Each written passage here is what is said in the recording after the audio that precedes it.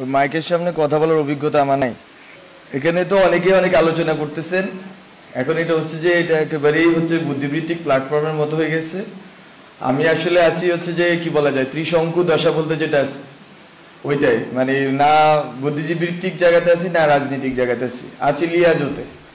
তো ফলত ওই এই দুইটা জায়গাতে অনেক রকম, মানে এখানে আমি তো বেশি সৌভাগ্য হয় নাই অনেকের কথা শোনার, যেসব কথা শুনতেছি ওই মাঠের ভিতরের পরিস্থিতি, গভর্নমেন্টের ভিতরে পরিস্থিতি, পলিটিক্যাল সার্কেলের ভিতরে পরিস্থিতি এবং আরো অনেক জায়গাতে 3-4টা জায়গাতে পরিস্থিতি কোনোটার সাথে কোনো মিল নেই। মিল নাই কেন আমি বলি, আমি ভাবছিলাম এই কথাটা শেষে বলবো যে ওই সভা সাহেব একটা কথা বলে গেছে যে বাংলাদেশের বুদ্ধিজীবীরা যে 71-এ মুক্তিযুদ্ধ হবে এটা আজ করতে পারে নাই, এবারও বুদ্ধিজীবীরা ফেল মারছে। তো আমি বলবো যে এই ক্ষেত্রে খুব গুরুত্বপূর্ণ যে এইটাকে বুঝা, আসলে সময়ের সন্তান বলতে একটা আইডিয়া আছে, সময়টাকে বুঝা এটা হচ্ছে আমাদের জন্য গুরুত্বপূর্ণ যে আমরা সময়ের ভিতরে কিভাবে সক্রিয় হব এবং আমরা কিভাবে সময়টাকে ধরব। আমি যদি বলি যে আমাদের এখানে যে সার্কেলটা বেসিক্যালি এটা আমাদের একার কৃতিত্ব না অবশ্যই, কিন্তু যেই গাঠনিক শক্তি ছিল ওই গাঠনিক শক্তির ভিতরে সবচেয়ে গুরুত্বপূর্ণ জিনিস ছিল যে বাবাদর্শিক বোঝাপড়া। এখন ধরেন না আপনার, আমরা বলতেছি একটা পোস্ট ইডিওলজিক্যাল সিচুয়েশনে আছি, আমাদের কোনো ওইভাবে আমরা একটা তুহিন এখানে বলে গেল যে নির্দলীয় বলতে কি বোঝাচ্ছে, বাট অথবা এটাই নতুন কিনা রাজনীতি কিনা নতুন ভাবে, বা আরো অনেকে অনেক কিছু বলছে। বাট মূলত হচ্ছে যে আমাদেরকে লড়তে হয়েছে কিসের বিরুদ্ধে এটা আসলে আমাদের বুঝতে হবে প্রথমত। এবং আসলে সামনের লড়াইটার সাথে গণ অভ্যুত্থানের যে ধরেন না আপনার হচ্ছে 2 কি 3 সপ্তাহ যে সময়টা, শ্বাসরুদ্ধকর যে সময়টা, অথবা এর আগে পরে আরো কিছুদিন যদি বর্ধিত করি, অথবা অনেকেই বলতেছেন এখনো গণ অভ্যুত্থান পরিস্থিতি, আমিও মনে করি। তো এই সময়টায় আসলে আমরা কি ধরনের বাবাদর্শিক লড়াইটা করছি এটা আমার কাছে খুব গুরুত্বপূর্ণ, কারণ এইটা ঠিক করে দিবে বাংলাদেশের সামনের রাজনীতি। আমরা বলতেছি এটা একটা পোস্ট ইডিওলজিক্যাল সিচুয়েশন, মিন্স কি বলতে আমি বলতেছি যে আপনার হচ্ছে ইডিওলজিক্যাল কোয়েশ্চেনটা গুরুত্বপূর্ণ ছিল। আজম স্যারের লেখায় দেখাইছেন যে ভাষাগত এজমালি ভাষাগত কোয়েশ্চেনটা গুরুত্বপূর্ণ ছিল। এবং আপনার এখানে জনগণ যে ক্যাটাগরি এটা কিভাবে গঠিত হইলো এটার একটা গুরুত্ব ছিল। এখন ধরেন আপনি এই যে ছোট ছোট সোভিয়েত গুলো ছিল এতদিন এক একজন, এখন এখানে ধরেন আমি খুব বোধহয় এখানে 80% লোকরে আমি পার্সোনালি চিনি, মানে চিনি বলতে তাদেরকে আমি জানি যে লোকেট করতে পারবো যে কে কোন ইডিওলজিক্যাল পজিশনে, কে কোন কালচারাল পজিশনে বিলং করেন, কিন্তু তারা সবাই এখানে একযোগ হয়ে আছেন। এখন এখান থেকে আসলে সামনের কোয়েশ্চেনটা কি হবে সেটা হচ্ছে ইডিওলজিক্যাল তর্কটা আসলে কোথায় গিয়ে পৌঁছাবে। একটা আমি যখন বলতেছি নির্দলীয় মানে হচ্ছে আগের যে দলীয় ইকুয়েশন ওটার বাইরে আমি বেরোতে চাচ্ছি। আমি যখন বলতেছি অরাজনৈতিক আমি বলতে চাচ্ছি যে আগের যে রাজনৈতিকতা ওটার বাইরে বেরোতে চাচ্ছি। আমি যখন বলতেছি পোস্ট ইডিওলজি আমি বলতে চাচ্ছি যে আগের যে ইডিওলজিক্যাল লড়াইটা ছিল ওই লড়াইয়ের বাইরে আমি বেরোতে চাচ্ছি। বলতে এই যে নতুন মুহূর্ত, এই মুহূর্তটা কিন্তু আমাদের বুদ্ধিভিত্তিক গবেষণার বিষয় না, এটা হচ্ছে সর্ট অফ আমি কি বলবো সজ্ঞার বিষয়, ইন্টুইশনের বিষয়। যে আমরা যখন 20 দিনে ছিলাম আমরা কি আসলে কে কাকে কতটুকু শত্রু গণ্য করছি, আমাদের ভিতরে সংহতির আইডিয়াটা কেমন ছিল, আমরা কাকে বন্ধু গণ্য করছি কাকে শত্রু গণ্য করছি, আমরা কাকে ইডিওলজিক্যালি ফাইট করছি কাকে ইডিওলজিক্যালি আমাদের মিত্র মনে করছি। ওই 20 দিন 25 দিন 30 দিনের যেই আমাদের যেই রাজনৈতিকতাটা হয়েছে এটাকেই হচ্ছে যে আমাকে বারবার রিঅ্যানেক্ট করতে হবে। এটা হচ্ছে আমার জায়গা থেকে কথা। ওই থিয়েটারে কিছুদিন আমি কাজ করছি, ওখানে আমাকে একটা জিনিস বুঝায় যে বা এটা আপনারা বুঝেন এখানে অনেকেই থিয়েটারের লোক আছে, রিঅ্যানেক্ট করা। আমরা যখন কালকে কিন্তু নাহিদ একটা কথা বলছে আরেকবার গণ অভ্যুত্থানের দরকার হইতে পারে। আমরা জানি যে বিপ্লবের পরে প্রতি বিপ্লব আসে, এটা কিন্তু আমি লিখছি ইভেন বিপ্লব হওয়ার আগেও যার একটা প্রতি বিপ্লব দিয়ে আসবে। এখন এটা কিন্তু এরকম না যে আতঙ্ক, এই কে কে নিয়ে যাবে রে, কে আমাদেরকে মেরে যাবে রে, এরকম না ঘটনা। ঘটনা হচ্ছে আপনাকে জনগণকে যেই এই যে বললাম এই মোমেন্টটা তৈরি হয়েছে ওই 20-25 দিনে, ওই মোমেন্টটাকে আপনাকে রিঅ্যানেক্ট করে যাইতে হবে, পুনঃমঞ্চায়ন করে যাইতে হবে বারবার। ওই পুনঃমঞ্চায়নের জন্য কি ধরনের রাজনৈতিক প্রক্রিয়া আমাকে ঢুকতে হবে, কি ধরনের রাজনৈতিক সংহতিতে আমাকে ঢুকতে হবে, এবং কি ধরনের বাবাদর্শিক তর্কে ঢুকতে হবে সেটা হচ্ছে আমার কাছে খুব গুরুত্বপূর্ণ।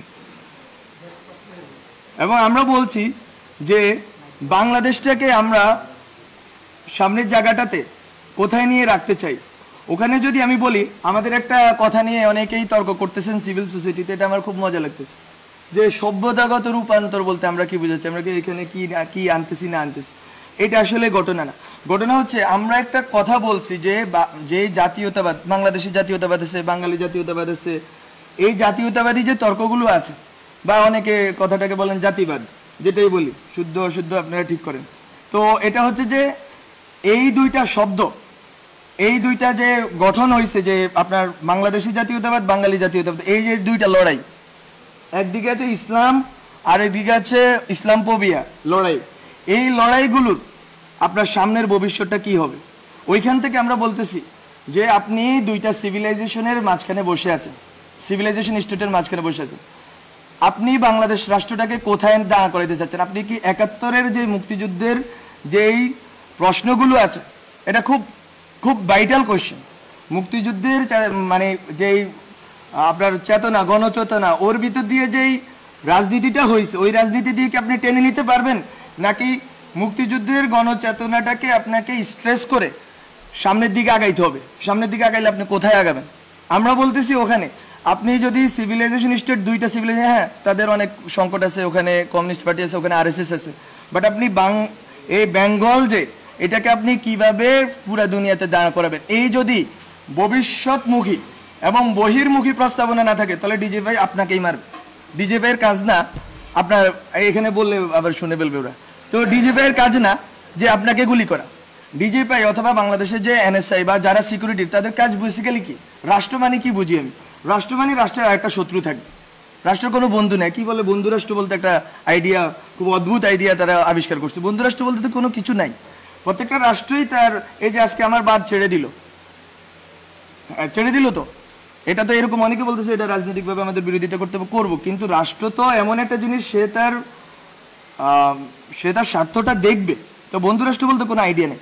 বলতো আমি রাষ্ট্র জিনিসটাকে কিভাবে ডিল করবো, এখন যখন আমার দুই পাশে দুইটা সিভিলাইজেশন স্টেট দাঁড়ায় আছে, আমি আসলে কিভাবে ডিল করলে বাংলাদেশের বিশিষ্ট অবস্থানটাকে, এটা আমাকে যদি কেউ ব্যাখ্যা করে বলতে পারেন বলে, যে আমি কেন বাংলাদেশ রাষ্ট্র নামে দাঁড়াই থাকতে হবে, আবার কি জন্য দাঁড়াবো? আমি কি ৭১ দিয়ে ওই ইকুয়েশন সলভ করতে পারছি কিনা? যদি সলভ করতে পারতাম তাহলে বেশিরভাগ দাঁড়াইলো কেমন ৭১-এর উপরে? বলে তো আমি বলতেছি এগুলো হচ্ছে যে আপনাদেরকে রিএভালুয়েট করতে হবে। এবং এটা সভ্যতা বলতে কোনো ইসলাম, হিন্দু এইসব জিনিস আমি বলতেছি না। এটা হচ্ছে আপনারা যদি বেঙ্গল বেসিন, আমরা বেসিনে বসে আছি, বেসিনে আমাদের ল্যান্ডটা, আমাদের দেশটা বেসিন ল্যান্ড, এটা হচ্ছে একটা ধরনের সিভিলাইজেশনাল কনফ্লুয়েন্স ঘটছে এখানে, সব ধরনের সিভিলাইজেশন এখানে এসে মিলিত হয়েছে। এইটা কতটুকু শক্তির জায়গা? উই হ্যাভ ডিফারেন্ট, আমি বলছি there are many Islams in this world, Islams বলতেছি, তো আমার এখানে একটা ইসলাম আছে, আমি ওইটাকে কতটুকু গ্লোবালি রিপ্রেজেন্ট করব? This is the question of, this is really the question of national integrity and security. এটা অনেকে বুঝতেছে কিনা আমি জানি না।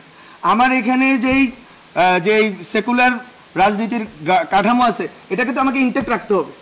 এখন এই সেকুলার রাজনীতির কাঠামো কি, সেকুলার আর সেকুলারিজম, এটা অনেক তর্ক আছে, তালাল আসাদে অনেকে পড়ে বেজে ফেলছে, কিন্তু সেকুলার আর সেকুলারিজমের তর্কে যে আমি এখনো পর্যন্ত ডিল করি নাই, আমি কি এই রাষ্ট্রটা সেকুলার করব নাকি সেকুলারিস্ট করব, অনেকগুলো তর্ক আছে। বলতো আমি, এবং ওই সেকুলারিজমটা কি হবে, ওইটা কি ৭২ সংবিধানের সেকুলারিজম হবে, নাকি আমরা এখন যখন আমরা বলতেছি, আমরা অনেকেই বলতেছি যে নিউ কনস্টিটিউয়েন্ট অ্যাসেম্বলি লাগবে, কিন্তু তর্কটা দেখেন, খেয়াল করেন, সবাই বলতেছে ৭২ সংবিধানের কন্টিনিউটি। আপনি ৭১ ধরতে পারেন, কিন্তু ৭২ আমি মনে করি ধরতে পারেন না। আপনাকে ৭২-এর ব্যাপারে ক্রিটিক্যাল হইতেই হবে, এবং অনেকেই ক্রিটিক্যাল আছেন এখানে, রাজনৈতিক বর্গে অনেকেই ক্রিটিক্যাল আছে। বলতো ওই যে রাজনীতিক যে কাঠামোটা গঠিত হয়েছে, ওইটাকে তো আপনি চুড়ে ফেলতে চাচ্ছেন। চুড়ে ফেলতে চাইলে ওই সময় যে সেকুলারিজম আছে, এটাকে আপনাকে তো আবার রিডিফাইন করতে হবে। এবং নতুনভাবে এখন যে সেকুলারিজম আছে, সেই সেকুলারিজম, এখন তো সেকুলার মানুষ, আপনি কি এখানে ধরেন আন্দোলন, আমরা তো স্লোগান থেকে শুরু করে অনেক নাম টামও ঠিক করছি, আপনি কি এখানে দেখছেন কোন স্পেসিফিক? আমরা কি করছি? আমরা বলছি যদি মোমবাতি প্রজ্বলন দাও, বলে দাও, যার ইচ্ছে হবে সে দোয়া পড়ুক। আমরা বলছি ১ মিনিট নীরবতা পালন করবে, যার ইচ্ছে সে দোয়া করুক। আপনি এতদিন কি করছেন? আপনি ঢাকা শহরে বসে পুরো বাংলাদেশের মানুষকে আলাদা করে ফেলছেন। এই আন্দোলনে অনেকেই অনেক ব্যাখ্যা করবেন, উই নো হোয়াট হ্যাপেন্ড।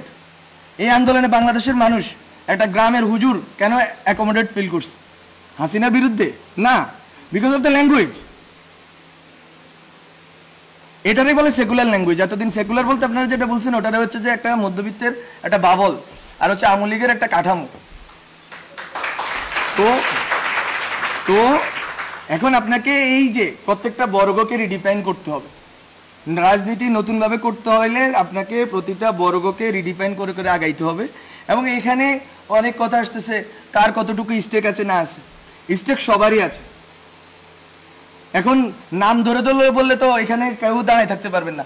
100 জনের উপরে, আমি তো যখন বন্দি ছিলাম বাসার ভিতরে, এই যে আপনার প্রথম 210 জন যখন এলো, তখন এর ভিতরে 84 জন হচ্ছে দিনমজুর, একজন আছে দিনমজুর এখানে। তো কিসের জনতা? আপনি হুজুর মারা গেছে, মাদ্রাসার হুজুর মারা গেছে কয়টা আপনি খোঁজ করেন? আছে কেউ এখানে? নাই। কিন্তু তো আপনি বলতেছেন ইনক্লুসিভ করবেন, সেকুলার করবেন, করতে পারবেন না। বলে তো আপনাকে আমি এই জন্য বলতেছি, ওই জনগণের যেই চেতনা ওটা সেকুলারে, এটা নিয়ে দ্বিমত নাই। তো ওই চেতনাটাকে তো আপনাকে আবার রিএনেক্ট করতে হবে। ওই রিএনেক্ট করার প্রস্তুতিগুলো তো থাকতে হবে সোসাইটির ভিতরে, এবং ওই বোঝাপড়াটা থাকতে হবে।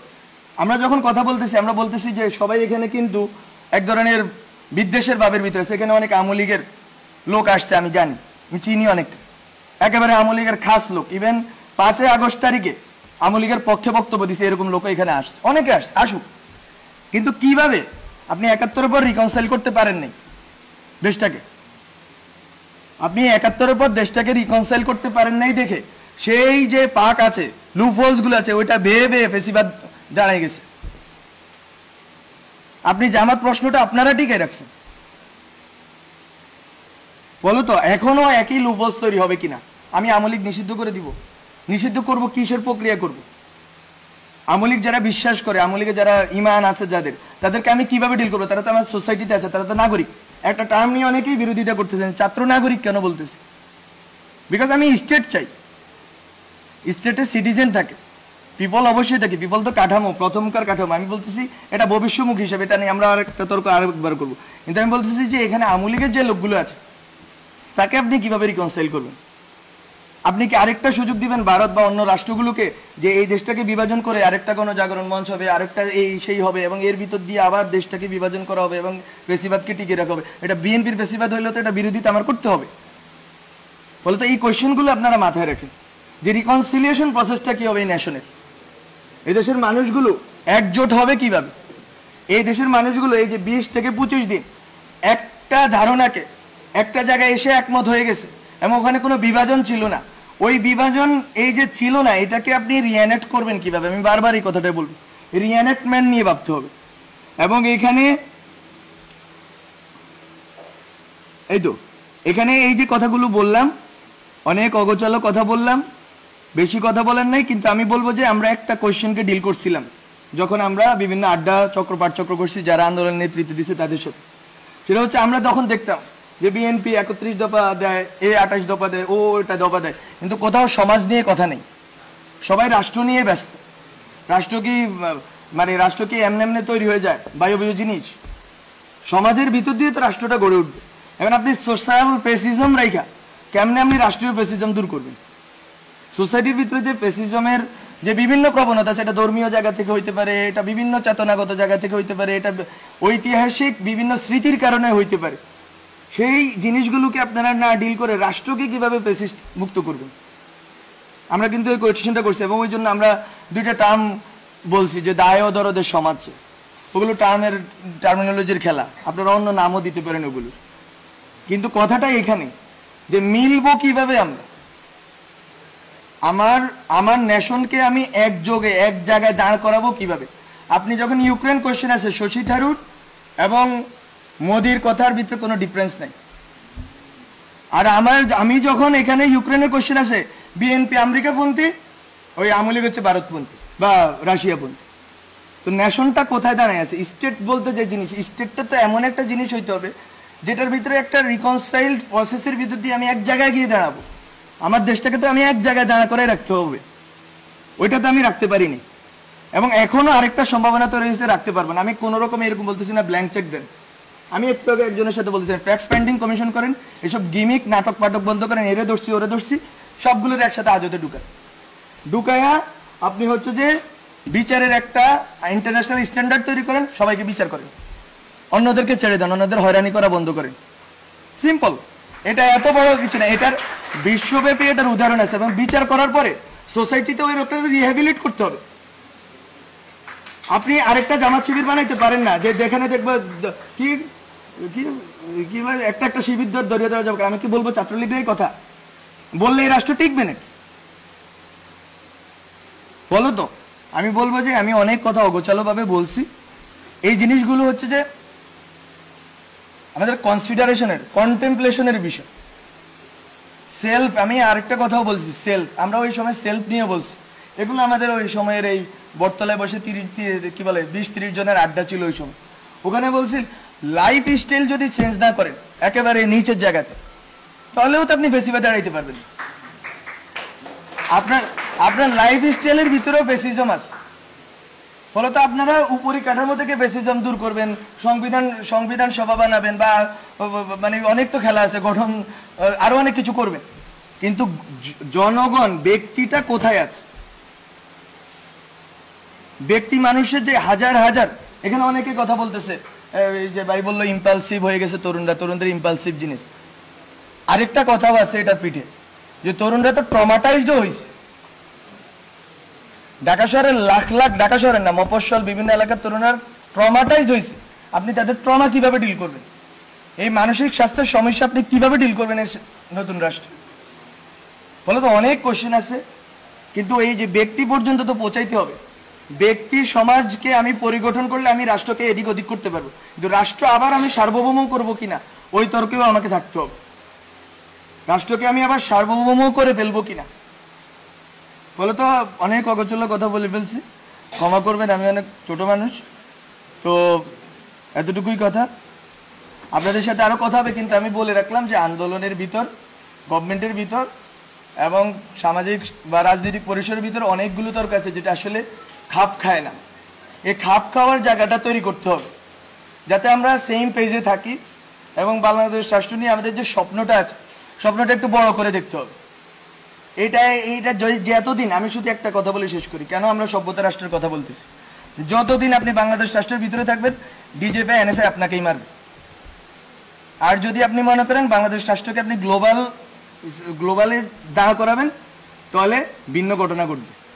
এটা সিম্পল স্ট্র্যাটেজিক্যাল কথা। মানে আপনার আমার ঠিক করার কথা, আমি বাংলাদেশ রাষ্ট্রকে কোথায় দেখতে চাই। ঠিক আছে।